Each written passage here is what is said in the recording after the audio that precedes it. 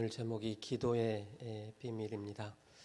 마가복음 11장 12절에서 25절의 말씀을 통해서 17절에 이에 가르쳐 이르시되 기록된 바 내 집은 만민이 기도하는 집이라 칭함을 받으리라 하지 아니하였느냐. 너희는 강도의 소굴로 만들었도다 하시매. 또 24절에 그러므로 내가 너희에게 말하노니 무엇이든지 기도하고 구하는 것을 받은 줄로 믿으라. 그리하면 너희에게 그대로 되리라 라고 말씀을 하고 있습니다. 지난주 성구암송이 요한복음 14장 16절 17절이었고요. 이번 주 성구암송이 요한복음 14장 26절 27절 말씀입니다. 구원받은 자 속에 예수님을 믿고 영접할 때 우리 안에 성령께서 내주 인도하신다는 사실입니다. 분명한 신분이 바뀌었다는 사실입니다. 옛 신분에서 멸망당할 수밖에 없는 그런 신분에서 재앙당할 수밖에 없는 그런 신분에서 우리에게 완전한 해방시켜 주신 그 그리스도를 통해서 우리에게 성령께서 내주하십니다. 지난주에는 하나님 나라의 주역이다라는 말씀을 주셨습니다. 누가 주역의 이 축복을 누릴 수가 있겠습니까? 구원받은 자는 다 하나님 나라의 축복을 누릴 수가 있지만은 더 구체적으로 우리가 접근을 해본다면은 뭡니까? 바로 이 시대 하나님이 원하시는 것이 무엇인가? 하나님이 원하시는 그 언약을 붙잡은 자를 통하여서 하나님 나라의 주역으로 쓰시겠다라고 말씀을 하고 있는 것입니다. 마가복음 11장 좀 전체를 좀 잠깐 보고 좀 정리를 하고 넘어가겠습니다. 왜 그러냐면은 신앙생활 하시는 분들을 깊이 좀 보면은 말씀을 잘 깊이 알고 있어요. 그 말씀의 범위를 넘어서지 않아요. 그래서 우리가 신앙생활 잘하는 게 바로 뭐냐? 말씀을 기록된 말씀을 언약 관점으로 복음 관점으로 정확하게 보는 것입니다. 그렇다면은 오늘 11장 1절에서 11절의 이 말씀을 통하여서 10절까지 말씀을 통해서 예수님께서 이제 예루살렘에 나귀를 타고 입성하십니다. 그게 이제 스가랴 9장 9절의 말씀이 성취된 것입니다. 예수님께서 이 땅에 오시기 전 약 520년 전에 이 말씀이 스가랴 선지자를 통해서 선포되어졌고 하나님 예수님께서 오신 이스라엘에 그 입성하실 때 그 말씀이 성취된 것입니다. 그래서 호산나 다윗의 자손이여. 호산나라는 뜻은 지금 우리를 구원하소서라는 그런 내용입니다. 지금 이 시대는 로마 시대를 통해서 정치적으로 경제적으로 굉장히 어려움을 겪고 있는 그런 시기요. 또한 로마에 속국되어 있는 그런 상황이라는 사실을 꼭 기억을 하셔야 됩니다.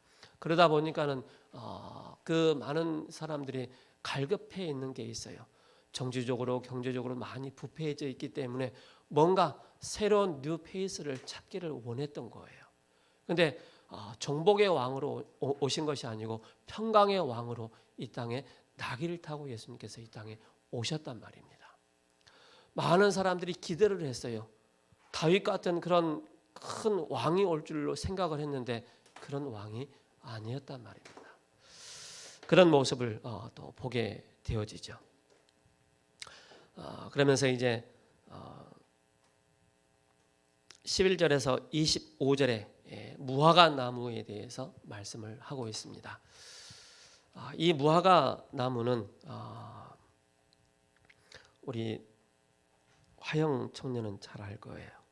유실수가 아니라는 거, 그죠? 뭐예요? 참 관상목이 아니고 유실수라는 사실입니다. 그죠? 과실을 열매를 맺는 그런 나무이기 때문에 이스라엘에서는 이 무화과 열매가 3번 맺힌다고 합니다. 3월과 4월, 6월, 7월, 8월과 10월 그 3번의 한 해 동안 이 무화과가 3번 열리는데 가장 맛있는 그 무화과 시즌이 언제냐? 바로 9월, 10월. 그리고 가장 귀하게 여겨졌던 그 무화과 그 계절이 언제였느냐면은 겨울을 지나고 난 이후에 뭐예요? 먹을 게 없단 말입니다. 그러니까 그 3월 달에는 무화과 열매가 크지 않아요. 작단 말입니다. 그 배고픔 시절을 견디고 난 이후에 뭔가 먹을 것이 없으니까 무화과를 먹는 거예요. 작지만은 그래도 귀하게 여기면서 그 무화과를 먹었단 말입니다. 자, 근데 우리가 무화과 비유를 하고 있지만은 무화과 나무를 통해서 우리가 뭘 알아야 되느냐면은 예수님께서 그 나무를 저주하시고 심판했단 말입니다. 열매 없음을 보시고 그리고 되돌아와서 보니까는 그 무화과 나무가 다 말라 있는 것을 보게 되어집니다. 그 중간에 샌드위치로 하나 딱 들어가 있는 게 뭔지 아세요? 바로 성전 청소에 대해서 말씀하시는 거예요. 무화과 나무를 비유하시면서 바로 성전의 주인을 내쫓고 너네들이 주인 노릇하고 있지 않느냐. 그래서 다 메말릴 것이다 라고 그렇게 말씀을 하시는 것입니다. 그게 이제 15절에 그들이 예루살렘에 들어가니라. 예수께서 성전에 들어가서 성전 안에서 매매하는 자들을 내쫓으시며 돈 바꾸는 자들의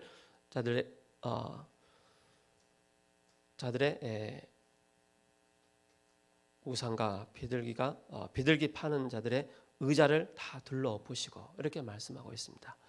그러면서 16절에 아무나 물건을 가지고 성전 안으로 지나다님을 허락하지 아니하시고 그러면서 17절에 이에 가르쳐 이르시되 기록된 바 내 집은 만민이 기도하는 집이라. 아이들의 뜰, 이방인의 뜰, 그죠? 기도의 뜰이 있어야 될 그곳에 장사터로 만드는 거예요. 그래서 예수님께서 그곳에 들어가셔서 다 뒤엎으신 거예요. 성전의 주인을 쫓아내고 너희들이 지금 주인 노릇하고 있구나라는 사실을 말씀을 하고 있는 것입니다. 그러면서 기도의 비밀을 놓친 백성의 기도에 대해서 가르치고 있고요. 그리고 26절에서 33절에 이렇게 말씀을 하고 있습니다.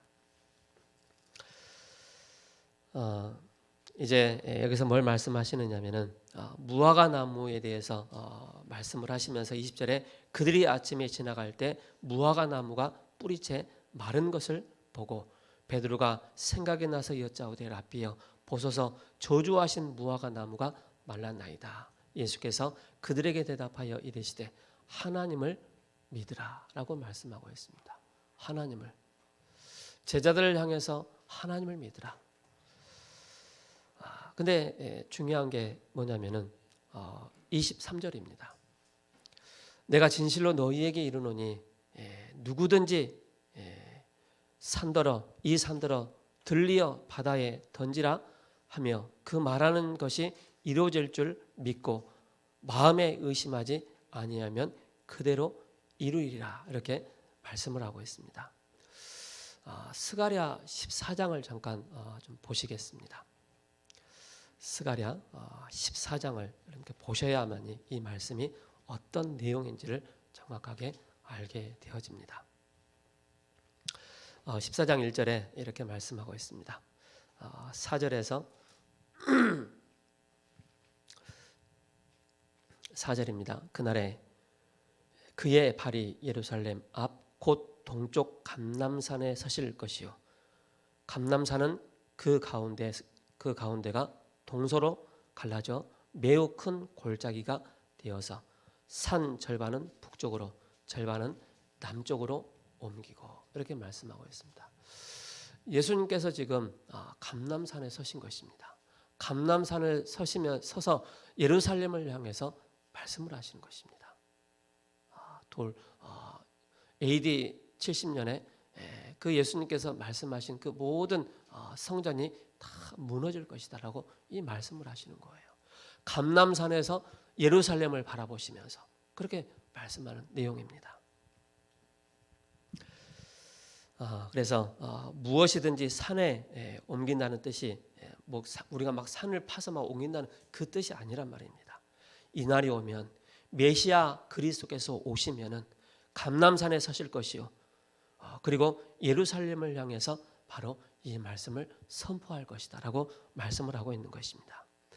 그래서 누가복음 13장 34절에 이렇게 말씀하고 있습니다. 예수님께서 감람산에서 그 예루살렘을 향해서 예루살렘아 예루살렘아 선지자들을 죽이고 내게 파송된 자들을 돌로 치는 자여, 이렇게 말씀하고 있는 것입니다. 그래서 아까 말씀드렸던 것처럼 예루살렘 성전이 다 회파되고 무너질 것을 말씀하고 있는 것입니다. 그러면서 24절에 이렇게 본문 24절에 그러므로 내가 너희에게 말하노니 무엇이든지 기도하고 구하는 것은 받은 줄로 믿으라. 그리하면 너희에게 그대로 되리라 라고 말씀하고 있습니다. 그 메시아를 기다리면서 기도하면서 기다리라. 그러면 너희가 기도하는 그 모든 것이 다 이루어지리라 라고 말씀을 하고 있는 것입니다. 그러면서 이제 27절부터 33절까지 오직을 놓친 백성들에게 권위의 비밀을 깨닫도록 말씀하시는 것입니다.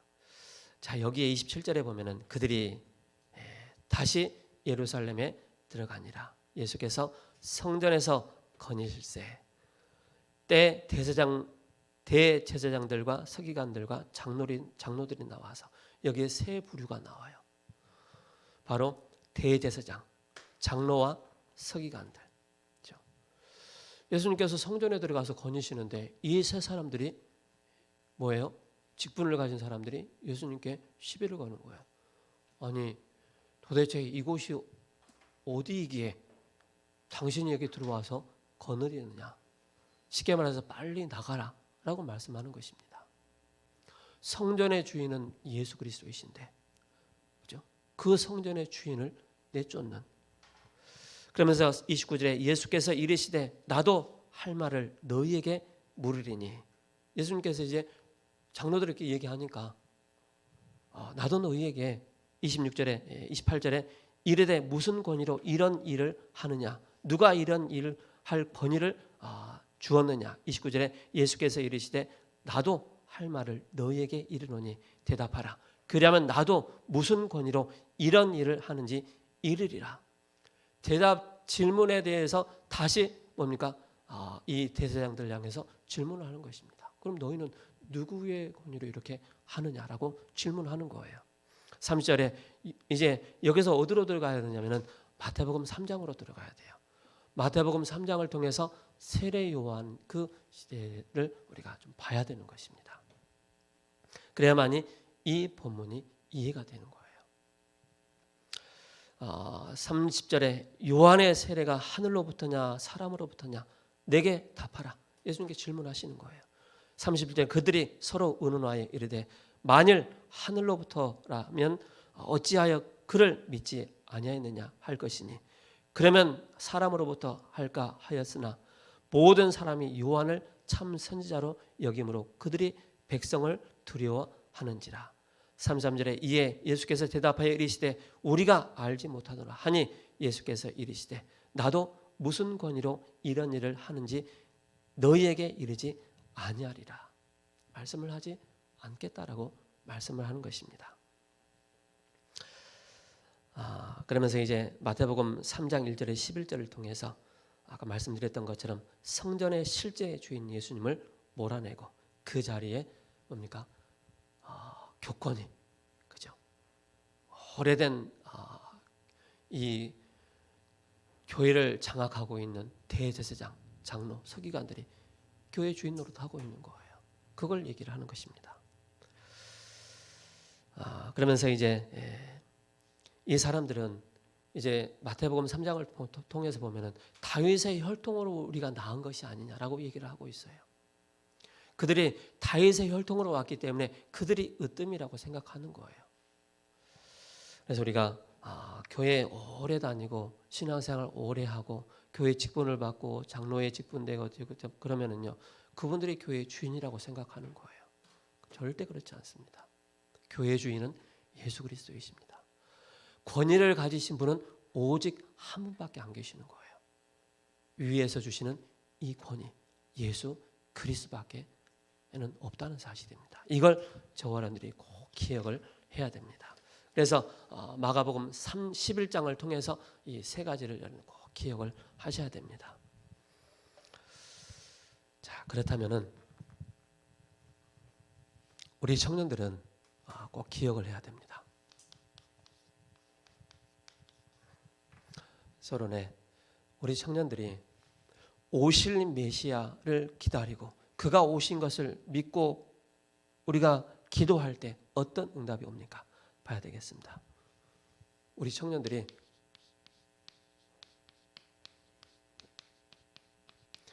무엇이든지 구하고 기도하고 그리고 뭡니까? 구하는 청년입니다.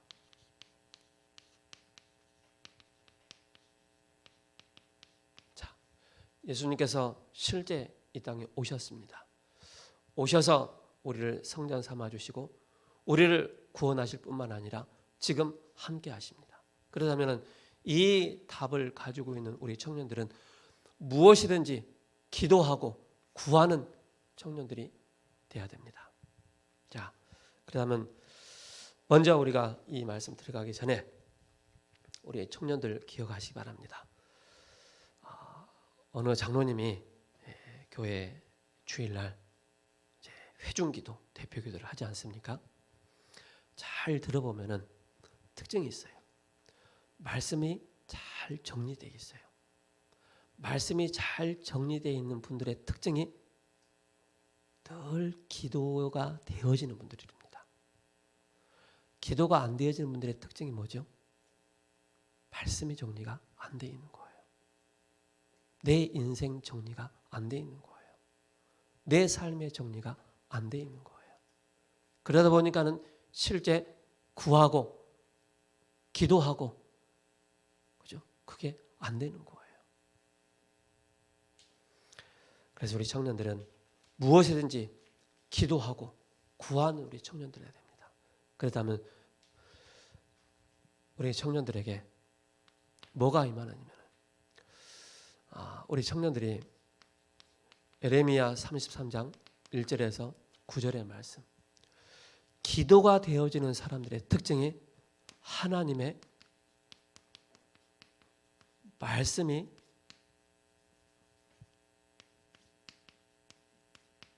임합니다. 예레미야가 시대들에 갇혔을 때 하나님의 말씀이 예레미야에게 임하는 것입니다. 하나님의 말씀이 나에게 임할 때 기도하고 구할 수 있는 것입니다. 그런 우리 청년들 돼야 돼요. 말씀이 나에게 임하지 않는데 기도를 한다면 어떤 기도를 할 것 같아요? 내 중심의 기도, 중언부언 기도하는 그런 기도, 내 뭔가 동기를 채우기 위한 기도, 세상에 뭔가 이익을 추구하기 위한 그런 기도, 그런 기도를 하는 거예요. 말씀이 나에게 임하면은 나의 뭐가 세상적인 거 뭔가를 요구하기 그 전에 하나님의 계획과 뜻이 뭔가가 발견되어지는 것입니다. 그래서 예레미야 33장 1절에 9절에 이렇게 말씀하고 있습니다. 1절에 예레미야가 아직 시대들에 갇혔을 때 여호와의 말씀이 그에게 두 번째 임하니라. 여러분들이 기도하는 그 시간에 말씀이 임하는 그 시간에 뭡니까? 영적인 힘을 얻는 그 시간이라는 사실입니다. 말씀이 임하니까 일을 행하시는 여호와, 그것을 만들며 성취하시는 여호와, 그 이름을 여호와라는 자가 이같이 이르노라. 너는 내게 부르짖으라. 내가 내게 응답하겠다라고 말씀을 하는 것입니다. 우리 청년들이 부르짖기 이전에 말씀이 임하는 사실, 말씀이 임해야 됩니다. 그래서 가만히 있어도 하나님의 응답이 계속 오는 청년들이 있어요. 계속적으로 역사가 일어나는 그런 청년들이 있어요. 하나님의 말씀이 정리가 딱 되어지니까 그때부터 말씀의 역사가 계속 일어나는 거예요. 그래서 하나님은 언약의 하나님이요, 말씀의 하나님이시기 때문에 하나님의 말씀을 내가 붙잡을 때 그 말씀을 통해서 중요하게 우리에게 응답하신다는 사실입니다. 그렇다면은 뭡니까? 우리 청년들이 구원에 대해서 우리 청년들이 깊은 이 축복을 누려야 됩니다. 구원에 대한 말씀을 먼저 우리에게 주신다는 사실입니다. 말씀을 주실 때. 그래서 성경은 바로 구원 중심으로 모든 것을 성취해 나가시기 때문에, 그래서 얼마만큼 우리 청년들에게 구원에 대한 감사, 그죠? 구원에 대한 얼마나 기쁨, 이게 얼마만큼 우리 청년들에게 넘쳐나느냐. 모든 것. 내가 영적인 기쁨과 감사가 있어야만이 뭡니까? 내가 구하고 기도할 수 있다는 사실입니다. 그래서 우리 청년들이 여기서 중요한 말씀의 흐름을 붙잡아야 되겠습니다.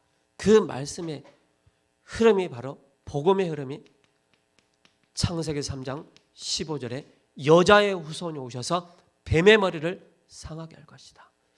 여러분들은 구원받은 하나님의 자녀로서 영적인 얘기를 메시지를 하고 말씀을 전하면 깨달아져요. 그러나 영적으로 거듭나지 않으면 아무리 은혜의 복음이 선포돼도 깨달아지지 않는 거예요.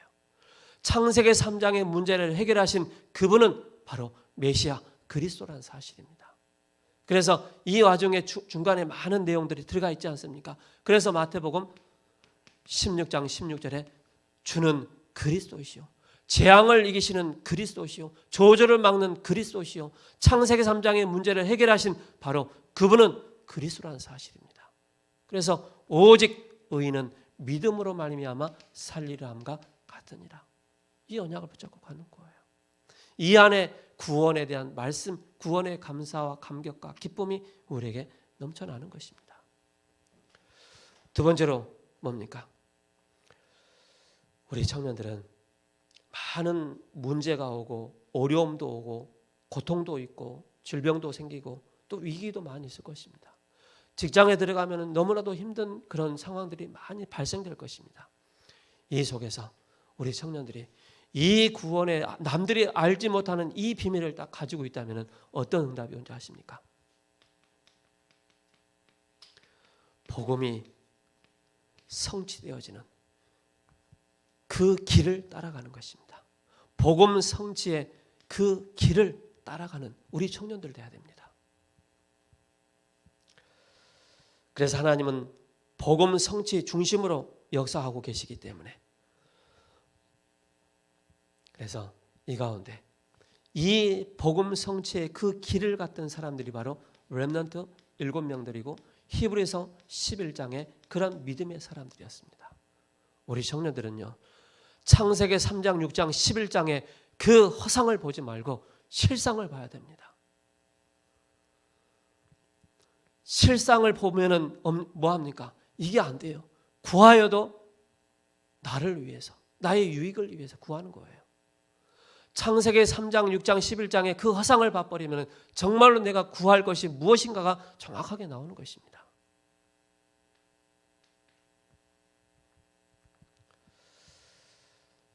그래서 우리 청년들과 우리 모든 권속분들은 꼭 기억하셔야 됩니다.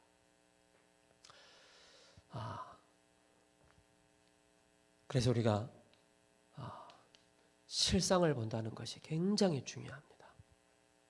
허상을 보지 않고, 우리는 구원받기 이전에 우리는 허상을 향해서 달려갔어요. 허상을 향해서 사단이 우리의 눈을 싹 가려서 뭡니까? 구원의 축복을 누리지 못하도록, 구원 얻지 못하도록 만든 것입니다. 그래서 실상을 보지 못하게 만들고 허상을 보고 쫓아가다가 결국 망하게 만드는 것입니다. 그렇다면 이 비밀을 따라갈 때 우리는 뭡니까? 하나님께서 우리들을 통해서 미래 재앙을 막는 자로 우리를 세워 나가신다는 사실입니다. 그래서 여기에 우리에게 사명을 주시고 우리를 부르셨다는 사실입니다. 그래서 에레미야 33장 3절에 너는 내게 부르짖으라. 내가 내게 응답하겠고 네가 알지 못하는 크고 은밀한 일을 내가 내게 보일 것이다. 구원의 말씀을 붙잡은 우리 청년들이 구하고 기도할 때, 복음 성취의 그 길을 가는 우리 청년들이 기도하고 구할 때 하나님은 정확하게 우리 청년들을 인도해 나가십니다. 그렇다면 우리 청년들이 봐야 될 게 있습니다. 이 속에서 중요한 언약의 여정을 가는데, 그 여정을 가는데 뭘 붙잡고 가야 되죠? 중요한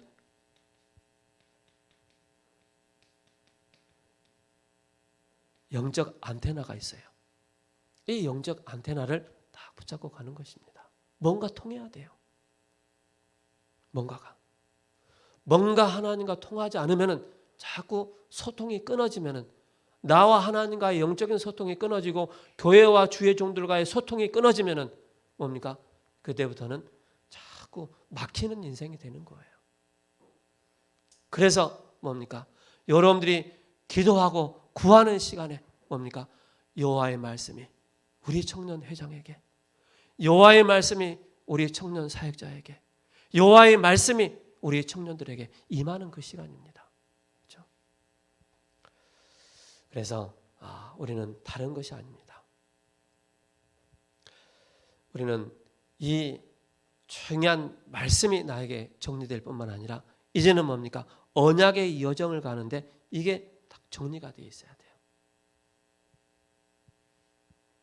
번호가 가로치기를 잘못했습니다.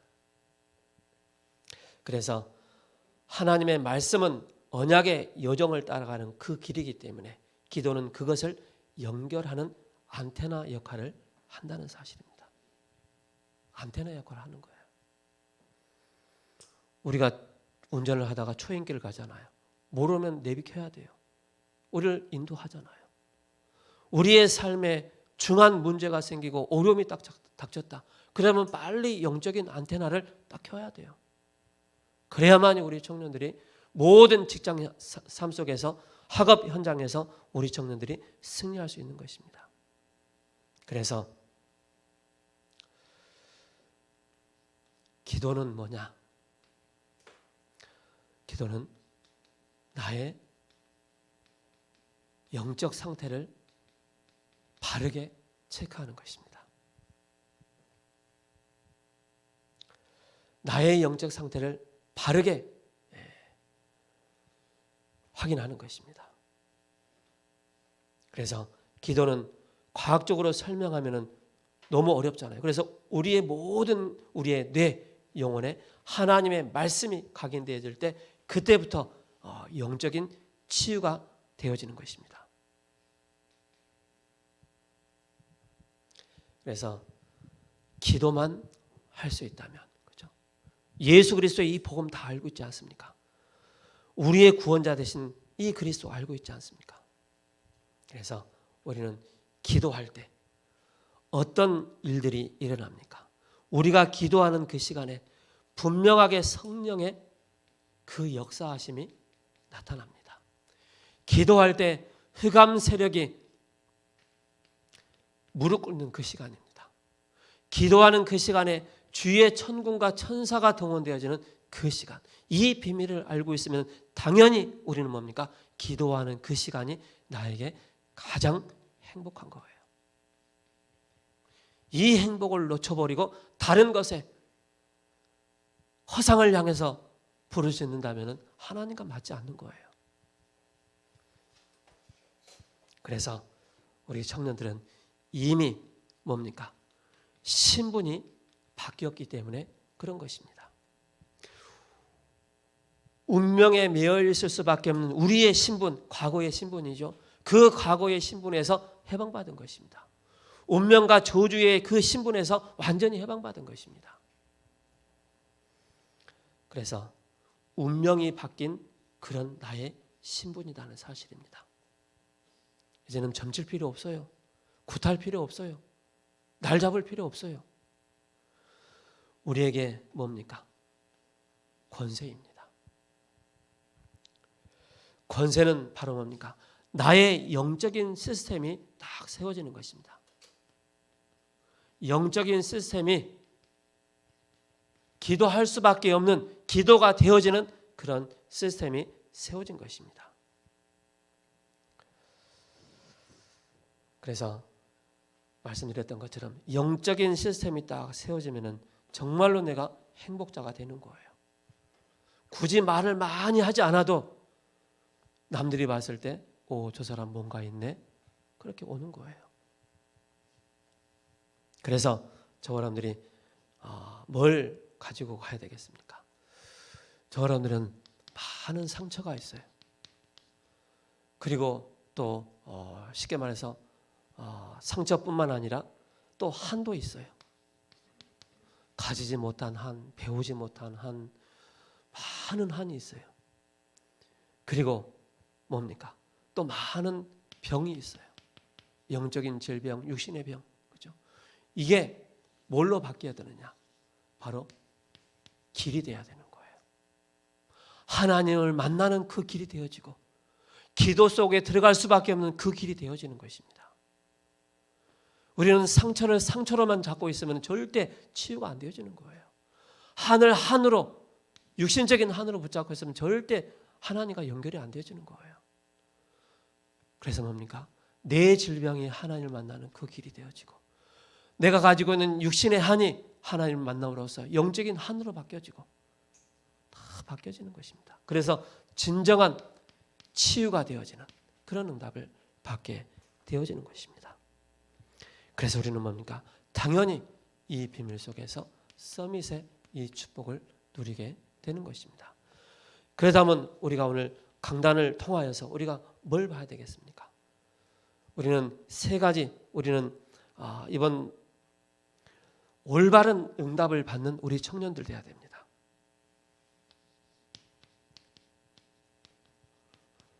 올바른 응답을 받는 우리 청년들 되어야 돼요. 어떤 응답을 받아야 되겠습니까? 우리 청년들이 이유를 알아야 돼요. 이유를. 예배를 드리는 이유를 알아야 되고 이 속에 참 행복의 시간이 필요합니다. 아까 말씀드렸던 것처럼 참 행복.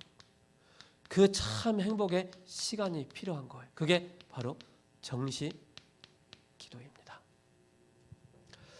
여러분들, 우리의 습관이 나는 죽어도 교회 가서 예배를 드려야 되겠다라고 그렇게 결론 낸 분들은 교회 오는 게 참 편해요. 쉬워요. 그러나 상황에 따라 교회 가고 안 가고 그렇게 나와버리면요, 참 하나님 편에 봤을 때 불편합니다. 그렇죠? 여러분들 항상 하나님 앞에 딱 서시기 바랍니다. 그 하나님 앞에 서는 그 시간이 나에게는 가장 행복한 시간, 정시기도하는 그 시간입니다. 그리고 뭡니까? 큰 응답입니다. 우리 청년들이 큰 응답 이전에 여러분들의 상태가 굉장히 중요합니다. 큰 응답 받을 수밖에 없는 상태를 만드는 것입니다. 그게 바로 24시입니다. 24시기도. 응답 이전에 나의 영적인 상태를 늘 확인하는 것입니다. 그래서 나의 영적인 상태가 안 좋은데 내가 응답 달라고 해도 안 되는 것입니다. 그래서 저는요, 여러분 꼭 기억하시 바랍니다. 여러분들이 당대에 여러분들이 사시면서 기도 응답 안 됐던 거 있잖아요. 안 된 상태에서 여러분들이 천국 가시잖아요. 분명히 그 후대를 통해서 부모들이 기도했던 그 기도 제목들이 다 성취된다는 사실입니다. 이걸 확인하셔야 돼요. 뮬러는 5만 번의 기도 응답을 받았다라고 말씀하고 있지 않습니까? 책에 기록되어 있죠. 5만 번의 그 응답을 받을 수밖에 없는 이유가 있는 거예요. 그렇죠? 쉽게 말해서 무엇이든지 그는 구한 거예요. 무엇이든지 그는 기도하고 구했다는 사실입니다. 고아원 아이들이 배가 고프니까 아이들이 먹을 수 있는 우유를 달라고. 가는데 차가 엎어지고 우유차가, 그죠? 우리 청년들이 능력을 누리는 그 시간이 필요합니다. 능력을 누리는 그 시간이 바로 25시입니다. 그리고 뭡니까? 영원이란 이 비밀을 누리는 것입니다. 영원이 어디로 연결돼야 되겠습니까? 미래로. 미래 기도입니다. 증인 기도이죠. 미래 기도도 되고 증인 기도. 그렇다면 뭡니까? 이런 우리 청년들이 이런 상태로 해서 말씀의 흐름을 딱 따라가는 것입니다. 그리고 이걸 놓고 여러분께서 내가 정말로 구할 것이 무엇인가를 정확하게 찾는 것입니다. 기도를 통해서 우리는 세 가지를 발견해야 되겠습니다. 뭡니까? 오직을 발견하는 우리 청년들 되시기 바랍니다. 그래서 여호와의 말씀이 우리 청년들에게 임하니까 뭐가 발견되어져요? 내가 오직을 할 것이 무엇인가가 발견되어지는 것입니다. 그게 바로 사도행전 1장 1절에서 14절입니다.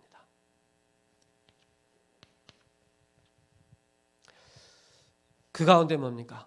우리의 인생의 모든 문제가 십자가에서 다 끝냈다. 참 왕 되신 그리스도, 참 선지자 되신 그리스도, 참 왕 되신 그리스도만이 재앙과 저주에서 우리를 건지시고 이유 없이 고통으로 문제오는 이 영적인 문제에서 우리를 완전히 건지신 예수 그리스도, 이 속에서 하나님 나라의 비밀을 누리고 우리의 능력은 한계가 있기 때문에 오직 성령 충만 받는 것입니다. 그러면서 뭡니까? 중요한 40일에 중요한 뭡니까? 바로 법칙이 있는 것입니다. 40일에 이 법칙이 뭡니까? 우리 청년들 절대 거품내지 마세요. 그리고 절대 교만하지도 마시고요. 그리고 잘 된다고 해서 또 안 된다고 해서 낙심하지도 마시고요. 우리 청년들이 40일 이 중요한 법칙을 통해서 뭘 발견을 해야 되느냐? 바로 가장 낮은 곳에부터 시작하는 것입니다. 가장 낮은 곳에부터.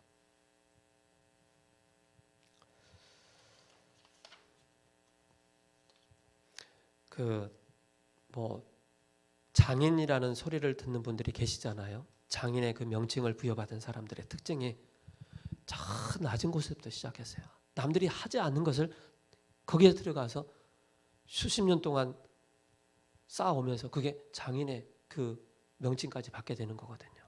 그 사람들의 특징이 뭐냐면 낮은 곳에, 가장 낮은 곳에부터, 그리고 가장 쉬운 곳에서 발견하는 것입니다.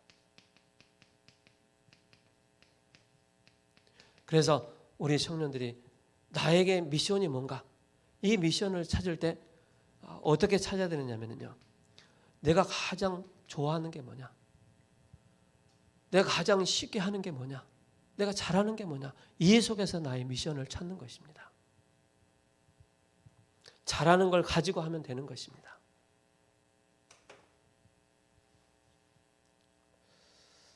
그래서 가로 1번이고요. 그리고 이 속에서 오직을 발견하는 것입니다. 오직. 답이 있는 자는 이유가 없는 것입니다. 진짜 이유가 있기 때문에 잔머리 돌리지 않는 것입니다. 그래서 신앙생활 하면 한 만큼 우리가 잔머리 쓰고 뭐 유행 부리고 그런 게 없어집니다. 그리고 이때부터 위에서 내리는 어마어마한 권능이 우리에게 주어진다는 사실입니다.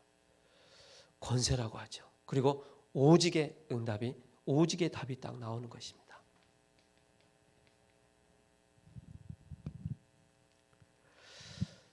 그리고 뭐가 나옵니까? 이때부터 큰 확신이 딱 생기는 것입니다.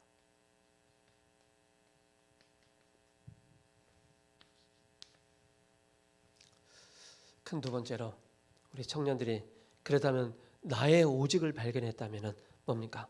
나의 유일성을 발견하는 것입니다.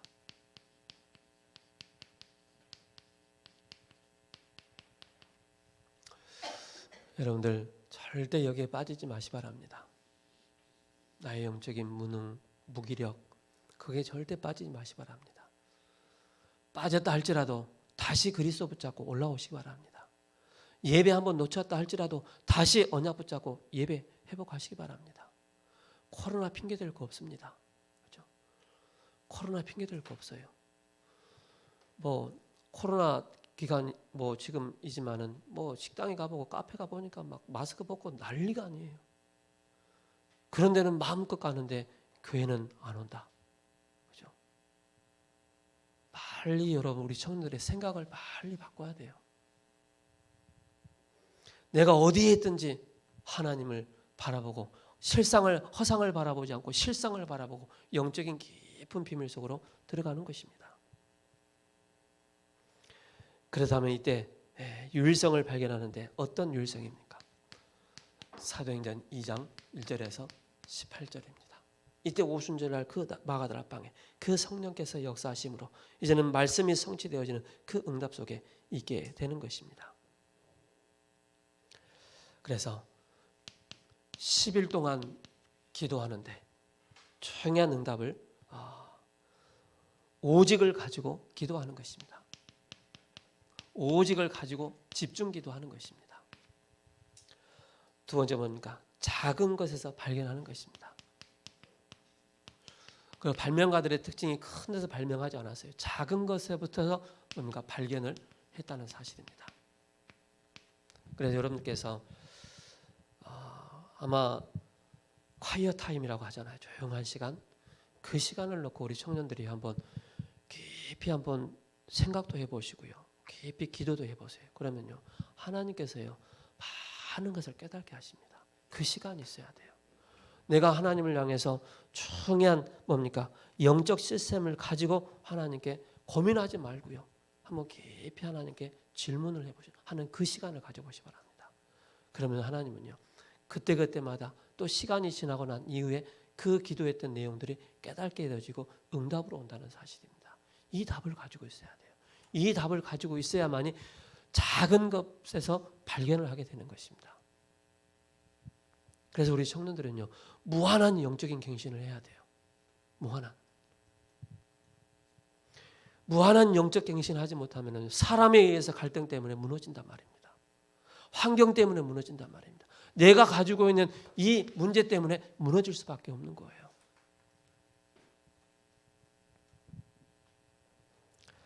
그래서 우리의 모임이 굉장히 중요합니다. 우리가 예배 때, 그죠? 또 예배를 통해서 이 모임을 통해서 많은 응답을 찾아내는 것입니다. 이 속에서 유일성의 응답을 찾게 되는 것입니다. 그래서 예배의 중요한 특징이 있어요. 예배의 중요한 특징이 있는데 그 특징이 바로 뭡니까? 한 마음으로, 그렇죠? 한 마음으로 말씀에 청종하는 것이고 한 마음으로 말씀을 따라가는 것입니다. 그래서 새 절기를 통해서 우리에게 뭘 말씀하십니까? 오순절과 6월절과 오순절과 수장절에 이 비밀을 우리에게 말씀하지 않습니까? 그러면서 우리가 뭡니까? 능력이 생기는데 어떤 능력입니까? 바로 오력의 능력이 생기는 것입니다. 우리 청년들 늘 기도하시 바랍니다. 나에게 오늘도 오력의 축복을 더해달라고. 재창조의 그런 응답을 발견하는 것입니다.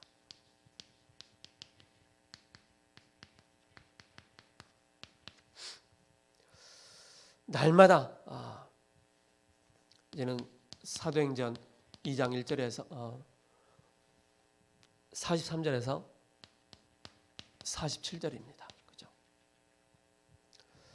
그래서 날마다 받을 응답입니다.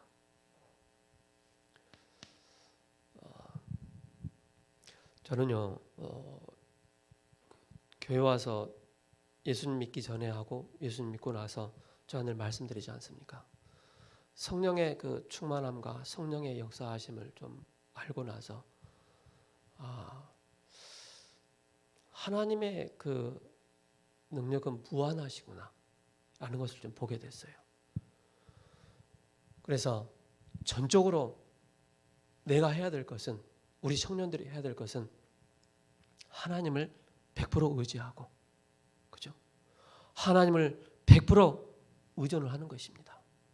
그렇다면 어떤 응답이 오겠습니까? 날마다 받을 응답이 나타나는 것입니다. 그래서 사도행전 2장 42절에 사도의 가르침을 받아. 그래서 우리가 뭡니까? 꼭 해야 될 게 강단의 말씀 따라가는 것입니다. 두 번째는 뭡니까? 이제는 하나님께서 나에게 믿음으로 드릴 수 있는 바로 헌금입니다. 제가 청년 만나가지고 이 얘기했지 않습니까? 처음 교회 온 청년에게 경제 응답 받을 수 있는 내용을 말씀했거든요. 그게 바로 세계복음 하는 것입니다. 그리고 사도행전 2장 46절에서 47절에 이제는 뭡니까? 날마다 성전에서 날마다 집에서 이런 응답을 받게 되는 것입니다. 그렇다면 우리 청년들은 결론으로 뭡니까? 이 답을 여호와의 말씀이 우리 청년들이 기도하는 그 시간에 임할 때 어떤 응답이 옵니까? 바로 싸우지 않고 승리하는 답을 힘을 얻게 된다는 사실입니다. 그리고 하나님의 응답은 처음에는 가능한 것으로 작은 것으로부터 시작하는 것입니다. 그래서 절대적인 것, 작은 것 속에서 우리에게 절대적인 응답을 우리에게 주신다는 사실입니다. 이걸 꼭 기억하시 바랍니다. 그래서 우리 청년들은 어디에 있든지 나에게 주신 업의 전문성을 띠시기 바랍니다. 전문성을 가지고 교만하고 그럴 것이 아니고 우리는 모든 것을 살리는 자로 우리를 부르셨다는 사실입니다. 그렇기 때문에 여러분들은 뭡니까? 빛의 자녀요 소금의 역할을 할 수 있는 그런 축복된 자로 우리 청년들을 부르셨다는 사실입니다. 이걸 절대 놓치지 마시기 바랍니다. 기도하고 마치겠습니다. 살아계신 하나님, 우리 청년들 기도하는 그 시간에 여호와의 말씀이 임하는 축복을 허락하여 주옵소서. 무엇이든지 기도하고 구하는 우리 청년들 될 수 있도록 주의 성령께서 큰 은혜를 내려주시고 우리 청년들의 직장 현장에 하나님께서 함께하여 주옵시고 깊은 기도의 비밀 누리면서 오직과 유일성과 재창조에 응답받는 우리 청년들 되게 하옵소서. 우리 주 예수 그리스도 이름으로 감사하며 기도합니다. 아멘.